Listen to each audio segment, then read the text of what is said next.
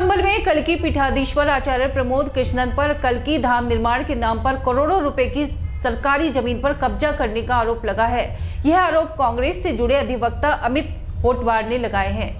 कल्की पीठाधीश्वर आचार्य प्रमोद कृष्णन पर कल्की धाम निर्माण के नाम पर करोड़ों की सरकारी जमीन कब्जा करने का आरोप लगा है। इस मामले में कांग्रेस के ही एक नेता व अधिवक्ता ने प्रधानमंत्री से लेकर उत्तर प्रदेश के मुख्यमंत्री और सभी वरिष्ठ अधिकारियों को शिकायत भेजी है। शिकायत के साथ जमीन से संबंधित सभी अभिलेखों के सबूत भेजकर अपनी बात को साबित करने का प्रयास किया है।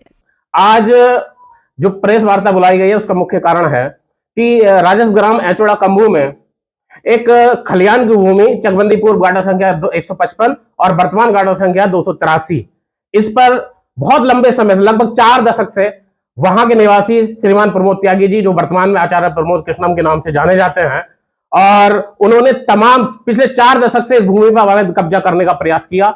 इस पर तमाम बार इसमें 1988 में श्रीमान जी ने राजस्व अभिलेखों में खलियान के स्थान पर इंदिरा गांधी मेमोरियल स्कूल का नाम दर्ज कराया, फेक एंट्री दर्ज कराई, जिसका कहीं कोई आवंटन, कोई आदेश नहीं था। उसके बाद जब तत्कालीन अधिकारियों ने इसका संज्ञान लिया 3/4/2008 को इसे फेक एंट्री करार कर घोषित करते हुए इसे निरस्त किया गया और पूरे खलियान घोषित किया गया राजस्व अभिलेखों में। लेकिन श्रीमान जी के द्वारा 3-4 बार रेस्टोरेशन फाइल किए गए, हाई कोर्ट में रिट भी फाइल की गई, लेकिन हाई कोर्ट में भी रिट इनकी खारिज हुई और पुनः जो है 2015 में इन्हें फिर खलियान दर्ज हुआ। इसके बाद 2016 में तत्कालीन समाजवादी पार्टी के एक वरिष्ठ नेता के संरक्षण में इन्होंने उत्तर प्रदेश शासन में खलियान की श्रेणी परिवर्तन कराते हुए पार्क दर्ज कराया।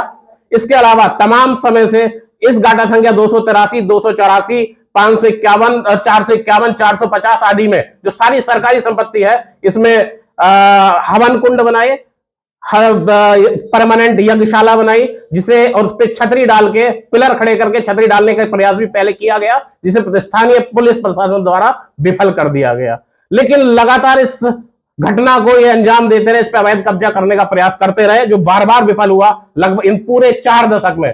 लेकिन अब इन्होंने धर्म का चोला ओढ़कर एक दूसरी पार्टी के संरक्षण में आके एक बार फिर षड्यंत्र किया है इस सरकारी भूमि पर अवैध कब्जा करने का और एक धर्म के नाम पे कब्जा करने का। लेकिन अगर वो अपनी निजी संपत्ति में इस मंदिर का निर्माण कराते हैं, हिंदुस्तान का एक एक व्यक्ति, संभल का एक एक व्यक्ति उसका स्वागत करेगा। लेकिन अगर उसके षड्यंत्र के तहत अपनी संपत्ति के साथ इस संपत्ति पे भी कब्जा करने का प्रयास करेंगे, जैसे लगातार करते रहे, तो इस लड़ाई को हम आगे तक लड़ेंगे और बहुत जल्दी हम इसे लेकर हाई कोर्ट में PIL दाखिल करेंगे, ताकि इनके जो मंसूबे हैं उसमें कामयाब ना हो पाए और जो सरकारी संपत्ति है उसकी सुरक्षा हो सके।